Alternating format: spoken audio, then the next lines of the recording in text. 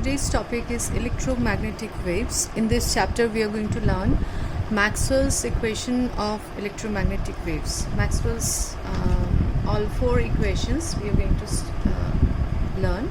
So first of all, to begin with, we'll go back to the Ampere's circuital law and we'll apply the Ampere's circuital law in a basic circuit of capacitor. So we'll consider a capacitor here connected to a battery. Capacitor has a symbol like this. It's connected to a battery. These are two plates, parallel plates. Let me draw it just a little bit apart from each other so that you can understand. So there are two parallel plates here, capacitor. This you must differentiate between the symbol of capacitor and the battery. So now here we'll consider an example where we are charging the capacitor. While we charge the capacitor, there is a transient current that is generated. The current changes in the circuit until the capacitor gets fully charged. As we know, when the capacitor gets fully charged, however small time it may take, when the capacitor gets fully charged, capacitor does not allow direct current to flow through it. But when we learn the alternating current, when we'll discuss the alternating current soon, then we'll see that it allows the alternating current to pass through. Now here we are considering the example when the capacitor is in while in charging. Okay, so that time the current is increasing. So we are not considering the situation where the capacitor is completely charged and there is no current through the capacitor and the current becomes zero here. So the capacitor getting charged, so there is a flow of current. So we'll consider a small area in this just near this plate here, a small area here. Consider this capacitor plate to be the area to be a circular one. So according to the symmetry of the plate, we'll consider a small area, circular area just near the capacitor plate here, and we'll apply the Ampere's circuital law. So we'll apply the Ampere's circuital law, and through a closed loop we get that B dot dl is equal to mu naught I.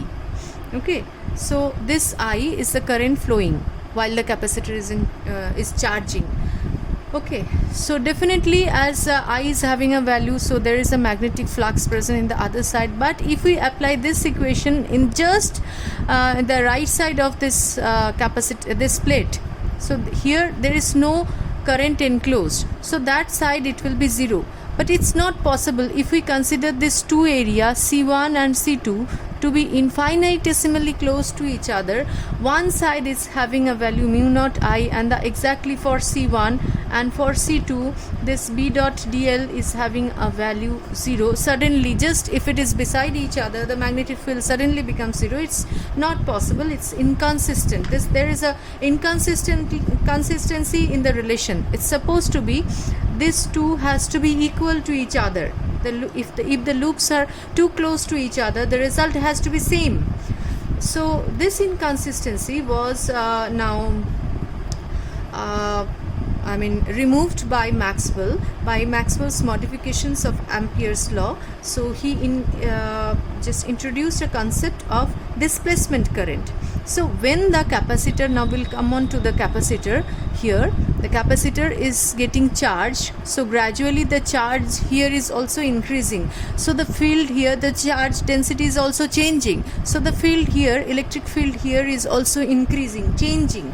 So as there is a electric field is changing, time varying change in electric field, so Maxwell introduced a concept of displacement current which comes into existence whenever the electric field and the electric flux changes with time. So here, as the electric field here is changing with time, so there is a displacement current comes into play, act here.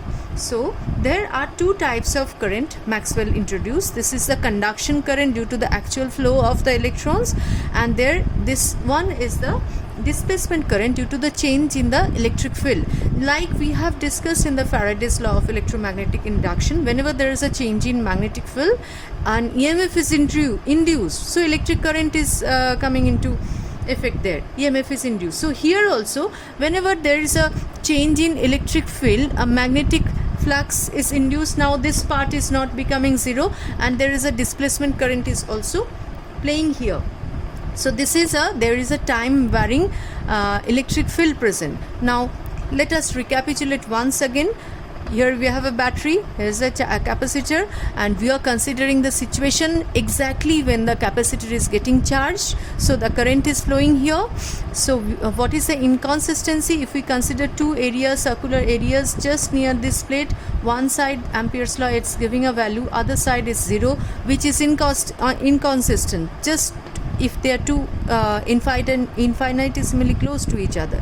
To remove the inconsistency, Maxwell considered, because the capacitor is getting charged, this charge density is changing. As the charge density is changing, the electric field is also time varying. So he said whenever there is a time varying electric field, there will be a magnetic field present, and this value will not be 0. And whenever there is a change in magnetic field, there will be a current present here. This current is termed as displacement current. Now he gave the value of displacement current as ID is equal to displacement current epsilon naught d phi E by dt. What is this d phi E? This change in the, we consider the capacitor here, inside it the electric field is changing as the capacitor is getting charged, the charge is increasing, so the electric flux is also changing here.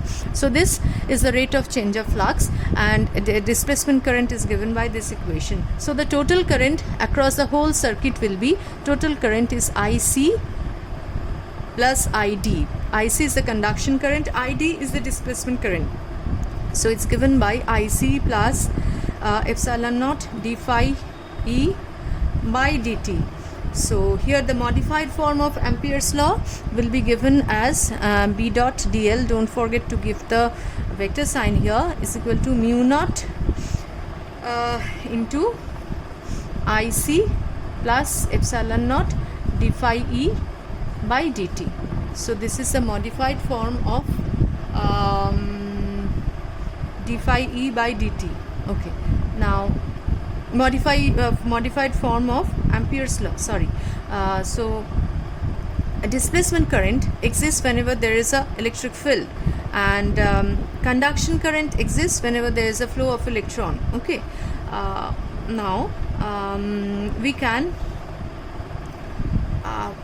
find out the properties of the displacement current. Displacement current exists whenever there is a change in electric flux. It's not a current actually, it only adds to the current density, and the magnitude of the displacement current is equal to the rate of displacement of charge from one capacitor to another. Together with the conduction current, displacement current satisfied the property of continuity only. Now we can just write down 4 Maxwell's equations. Maxwell's equation has a different form, using a different form of mathematics, but here in class 12 we have to write the conventional, use your known form only. So Maxwell's equations, 4 equations, they are most important equations. Most important equation as far as modern physics, one of the most actually modern physics is concerned. So number 1 is Gauss's law of electrostatics. He put forward a different form. Gauss's law is E dot ds over a surface integral is equal to q net by epsilon naught, and Gauss's law of magnetostatics or magnetism is given by B dot ds is equal to 0. Don't forget to put the vector sign again even if I miss.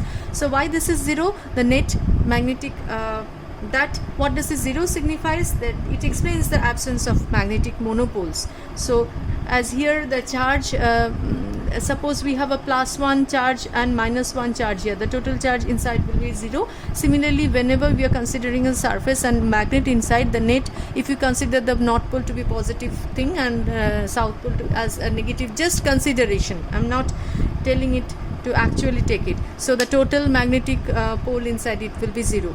That this 0 signifies that magnetic monopole does not exist. Now the third equation here is the Faraday's laws of electromagnetic induction in the integral form.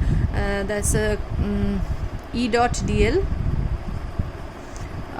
is equal to minus d phi by dt, d phi e by dt. E dot dl is a potential, that is a EMF, or you can write this as EMF also. EMF is equal to this. Okay, now no, sorry, this is b phi b, change in magnetic flux, phi b by dt. So you can write it as EMF also. Now the fourth law, that is the Ampere's law with with Maxwell's correction, is given by this b dot dl. Don't forget to please put the closed integral sign. B dot dl is equal to mu naught IC plus epsilon naught d phi e by dt. So these are the four Maxwell's equations you have to memorize, and there are certain other formulas that you have to memorize also. So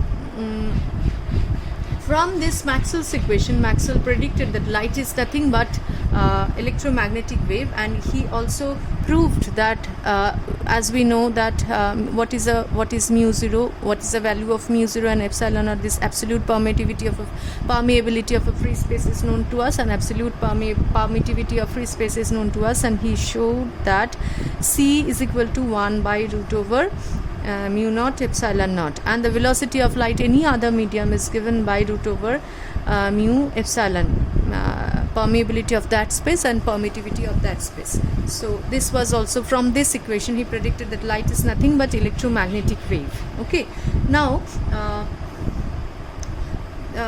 that was the beginning. Maxwell's historical, if you see, that was Maxwell's prediction. After that, Hertz also succeeded experimentally confirming the existence of electromagnetic wave. After that came Sir J.C. Bose, and after that Marconi. So that started a new era of generation of electromagnetic waves. Now there are few equations that comes in ISC, especially ISC based things I'm discussing here. So the equations they frequently ask, the derivations are not there actually. So equations, let me write down the equations. So the wave for a wave of frequency nu and wavelength lambda propagating along x direction,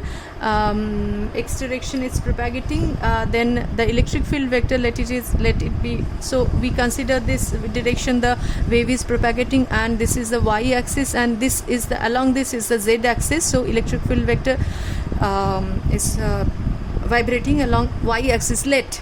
It can vibrate in any other direction, and magnetic field will also vibrate perpendicular to the electric field.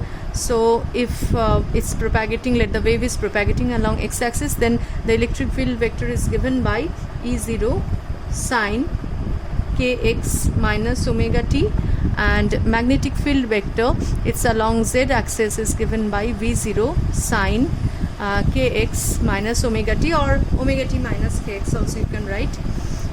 Okay, so this is the equation, these are the equations, and it's given one more relation is E0 by E naught by B naught, or E by B is given by is equal to C is equal to 1 by root over mu naught epsilon naught. Okay, the average energy density per unit volume of the field is given by UE. Average energy density for the electric field is given by UE is equal to 1 by 4 epsilon naught E naught square equal to half E naught E RMS square. What is ERMS? Is a root mean square value of a wave. If a wave is varying sinusoidally, it's having a peak value E0, this is the amplitude. Then ERMS, that's as if the ERMS is given by ERMS in detail we'll learn in the AC chapter. ERMS is given by E0 by root 2. Okay, so this is for UE. UB is similarly given by 1 by 4 B naught square by mu naught is equal to 1 by 2 B RMS square by mu naught. Okay, now the total energy density, and you can see that you can prove that UE is equal to UB, and hence we can find out the total energy density is equal to UE plus UB. You can find out, and the momentum delivered by an EM wave, the momentum delivered by an EM wave is also given by all those equations. You please note down and just memorize. For this small 1 mark question is asked. So momentum delivered by the EM wave is given by total energy. I'm not talking about the energy density, that's the energy per unit volume. So total energy divided by the velocity of the light, and intensity of a wave is given by U average energy, that is intensity means energy per unit time per unit area, that is the power per unit area. It's given by U average into C, that is E naught E RMS square into C. So that's all about electromagnetic waves. And one important thing is, from your book you have to memorize the electromagnetic spectrum. Electromagnetic spectrum means that whole spectrum of G, X, U, V, I, M, R. So here, from here to here, the wavelength is increasing and the frequency is increasing from here to here in this direction. For each and every part, for gamma, X-ray, ultraviolet, visible, infrared, microwave, radio wave, for each and everything, the wavelength range, the frequency range, the source and use. These 4 things you must memorize. So that will sum up the chapter electromagnetic wave. In the next part, we'll move on to the wave nature of light and Huygens principle. Thank you.